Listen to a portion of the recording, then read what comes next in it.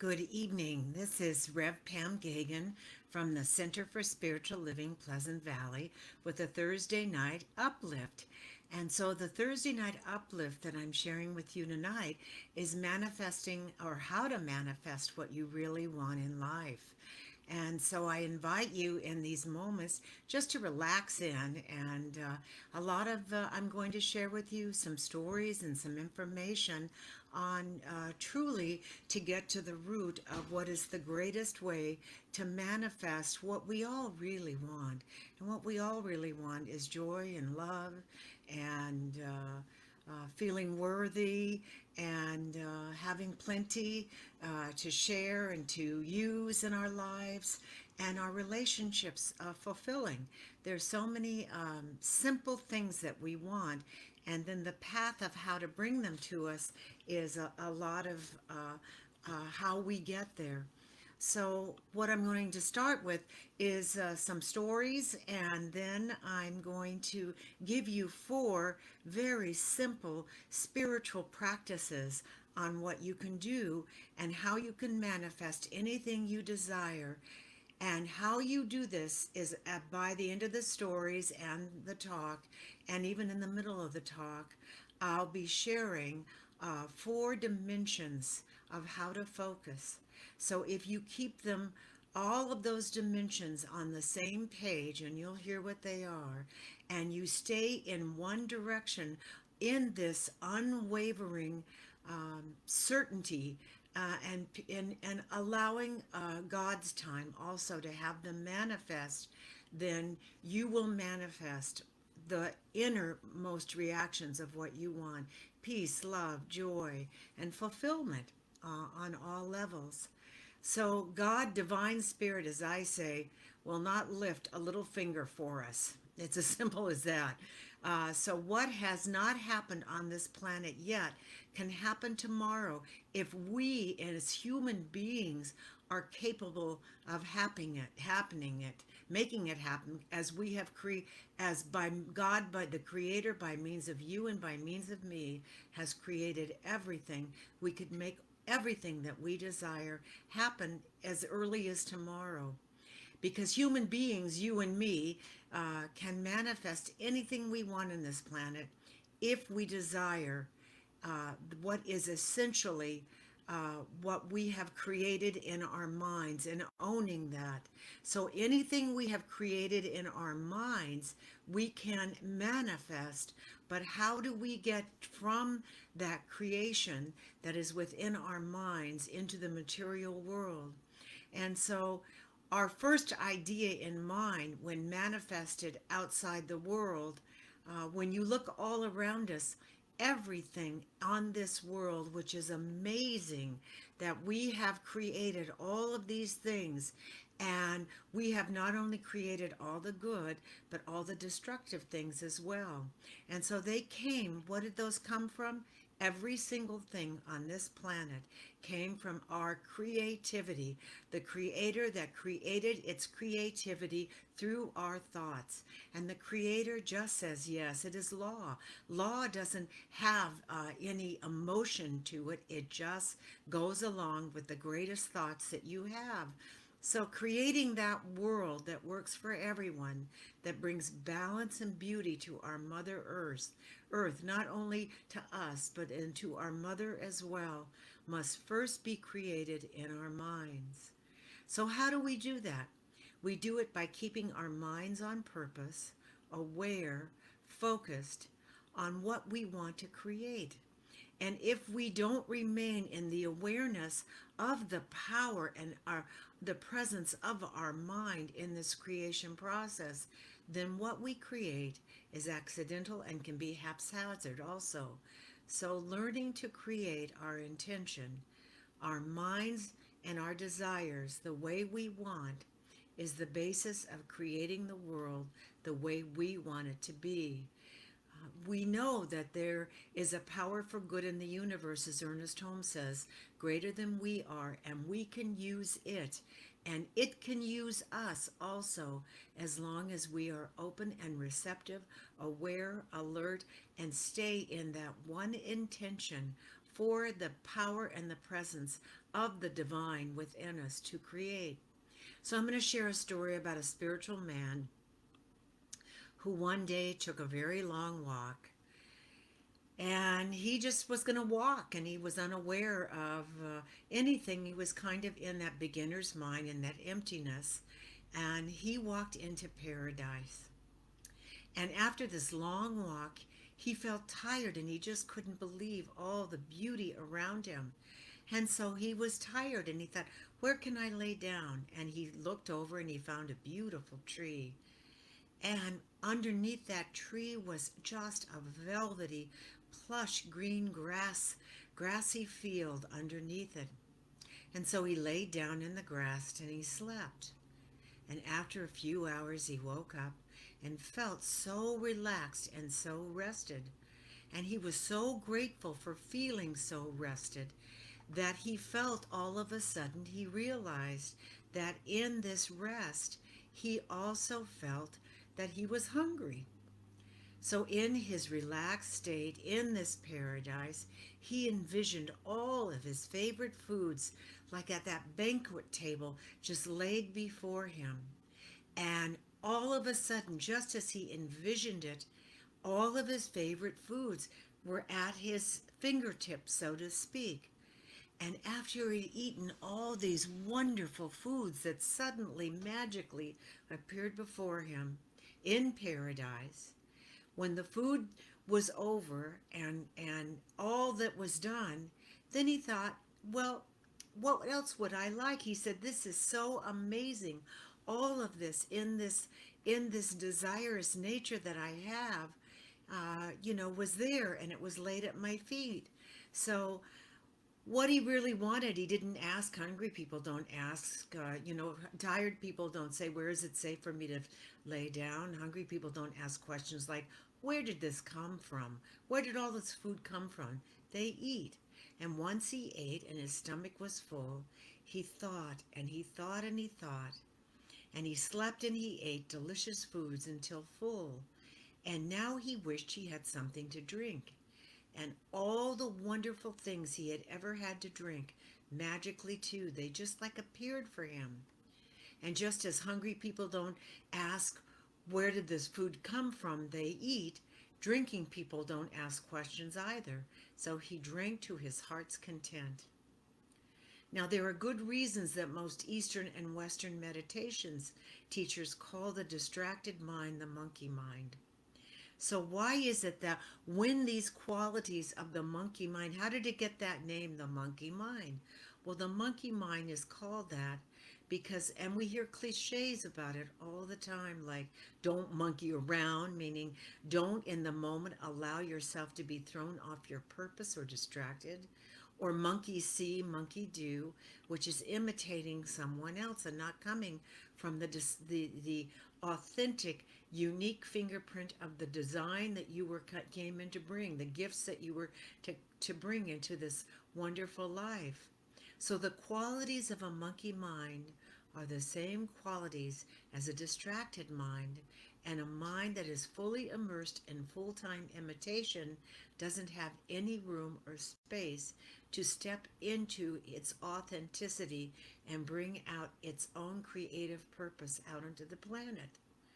So when setting his attention in living in this moment of paradise, this man all of a sudden began to question his good. He thought, what if this really isn't good? Where in the hell did all this stuff come from? And the minute he had that thought, what happened? When he asked for a place to rest, he looked back and he said it appeared, and the best food and the best drinks appeared. And when he thought all of a sudden it was too good to be true, he looked around and he said, what if this is the work of ghosts? What if this is the work of scary ghosts? And in that moment, ghosts came. And then he became afraid. And he thought, what if all of these ghosts that surround him would torture him and kill him? And the minute he began thinking they would torture him and kill him, he started screaming in fear and pain. And the thought that he would be tortured and die happened instantly. When he asked for food and food came, and he asked for a pleasant place to rest and rest came, and when he asked for drink and to come, then all of that came to him. But the minute he questioned that all of this was too good to be true, and he waited for the other shoe to drop, as that's what happens to us too. When all of our good is laid at our feet, and all of that good is poured from source into us, and then we stop and ask, we say, oh my gosh, what is it that I've asked for? Not that what I've asked for is it too good to be true, and it disappears as fast as it comes. And there's another side to this too. When we ask and we set our intention on something, we have to be careful what we ask for. For we need to be grateful for all the good in our lives. But the power of an organized mind using internal intention and direction through meditation, mindfulness, and yogic practice, which are the keys to manifestation, when you organize your mind, your body, your fundamental emotions, and set your intentions in unwavering direction and clarity, and when they're all on that same page, going in the same direction, all that you desire in its highest and best form manifest, with really any hard work or even lifting a finger, easily. So taking action steps may assist you, but even without any action steps, you still can manifest your desire good. And then you organize that good in that one-dimensional direction, in that dimension, those 4 dimensions of your mind. And with unwavering thought, you keep that distracted mind in that intentional one direction, and you give the energy from the divine to it, and you let go of imitating life. And when that uniqueness of who you are steps in and places all of your intentions into living the authentic life and giving you that one direction and keeps you manifested in your desires, then you can plan a trip and you can actually make it there. So when you look at what distracts us sometimes, if you plan a trip and you map it out, and then you get in your plane or your car or however you get on the trip, if every 2 seconds you change your route and then suddenly you change your plan, the chances of reaching your planned destination are nil. It won't happen.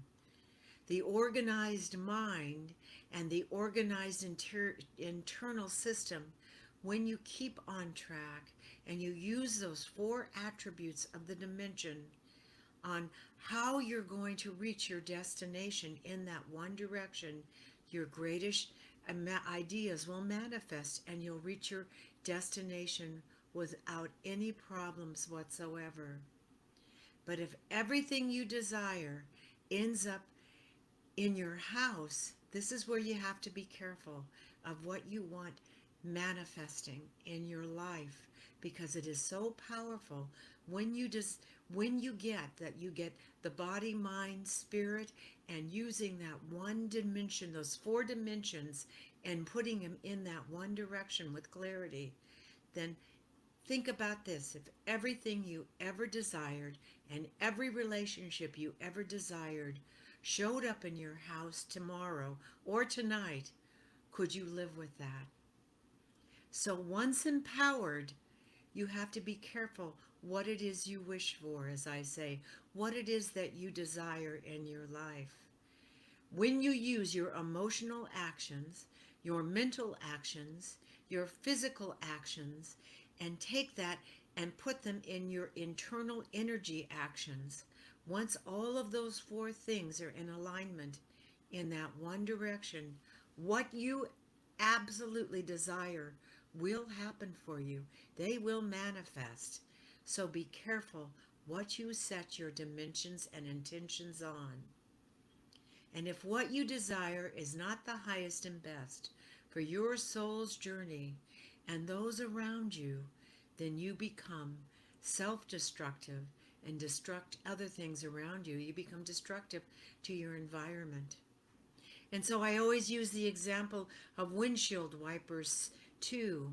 On that trip, you're in the car, you've set your intention, you're going down the road, and you set your sights, and it begins to rain, and all of a sudden you turn the windshield wipers on, and instead of following the path, keeping your eyes on the road, you follow the windshield wipers back and forth, back and forth, back and forth, and the car goes back and forth because you're following the windshield wipers instead of the larger purpose of getting your directions. So what happens is a chance of you getting in a car accident, never making your destination, or you get there so late from swerving back and forth, back and forth, back and forth.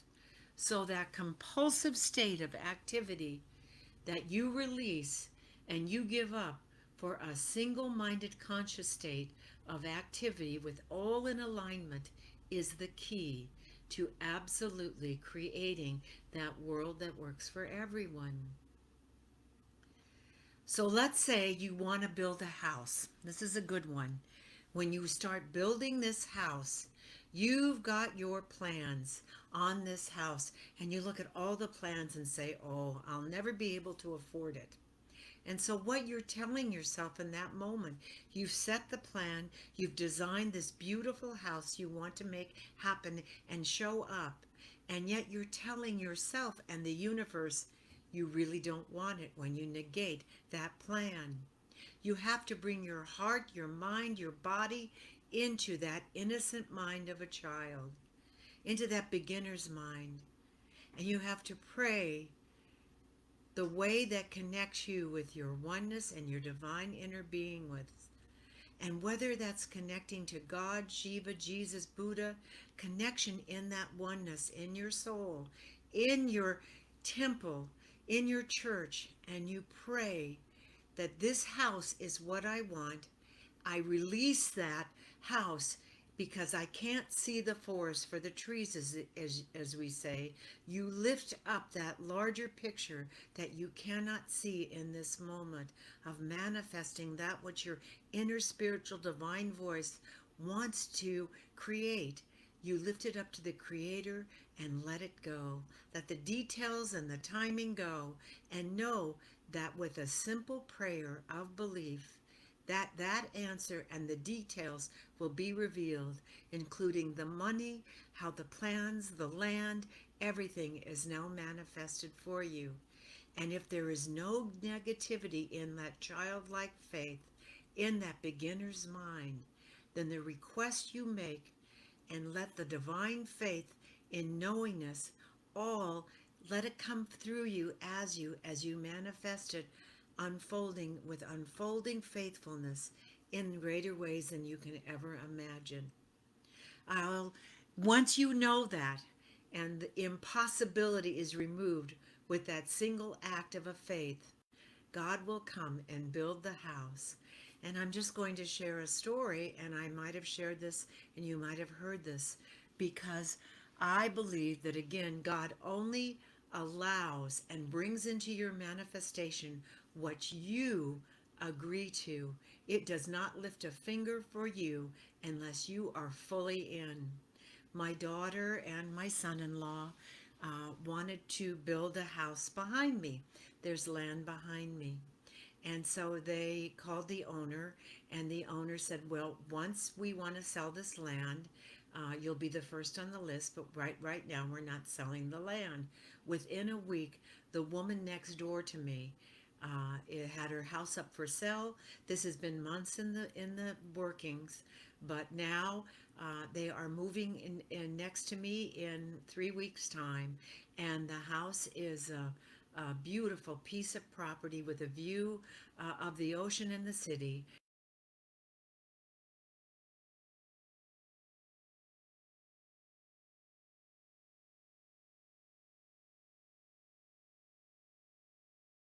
then letting go of that idea. The seed was planted and it developed in different timing even.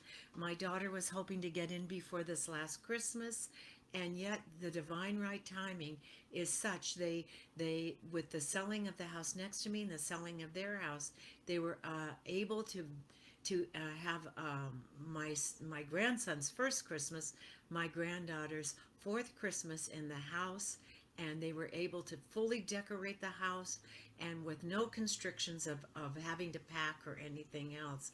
So when we let go of those details and know that in someday in God's timing, it's all going to unfold in greater ways than we can imagine, then I call that better than good. I call it good and very good, and beyond all obstacles, the divine within unfolding perfectly. So when we look at our unhappiness, it's usually because life is not happening the way we think it should happen. Just like my daughter wanted to build a house on the land behind me, she's moving into an already built house. It's going to need work, but it's already there for them to move into, and with a better view than what she would have if she built a house behind me. So if you're unhappy, look and see how much passion, intention, energy, emotion, and unwavering mindfulness is in your thoughts. What is possible and not possible is none of your business. It is nature's business.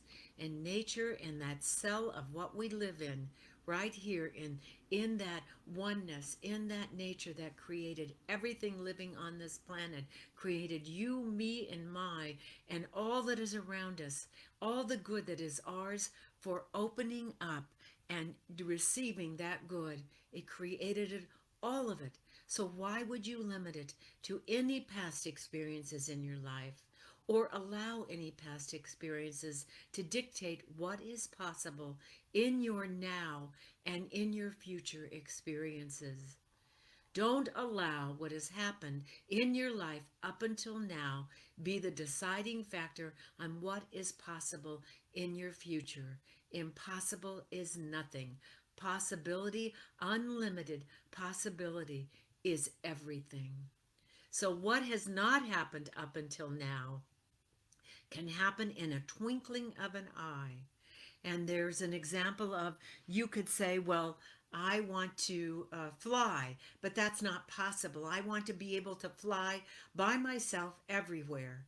And when you say, oh, well, that's not possible, it's possible that one time we were amoebas on this planet. We were one cell creatures that evolved. And what evolved in us is that consciousness of building upon and growing with every new conscious idea and effort. The creation, the creator that keeps creating and evolving and having us step into greater ways until we were walking.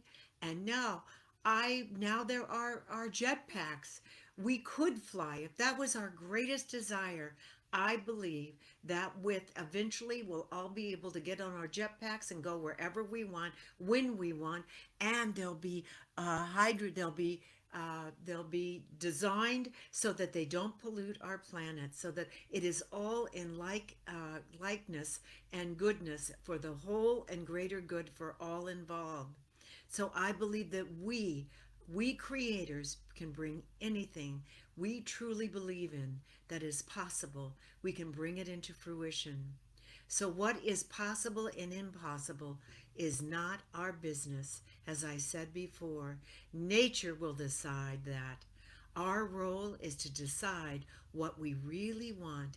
And if our thought is in that positive, powerful direction, without any negativity bringing down the intensity of the thought process, once we plant that seed and water it with pure expectation of the good, then that thought will bloom into our experience. So, what most people, I believe, really want at the core of our being is to be joyful, loving, affectionate, to love and give love, receive love, and be at peace within ourselves, peace around us, in and through and as us. This peace, if it happens in our body, we call it health, and pleasure, if it happens in our mind, we call it joy. And if it happens in our emotions, we call it love and compassion. And if it happens in our energy, we call it bliss and ecstasy.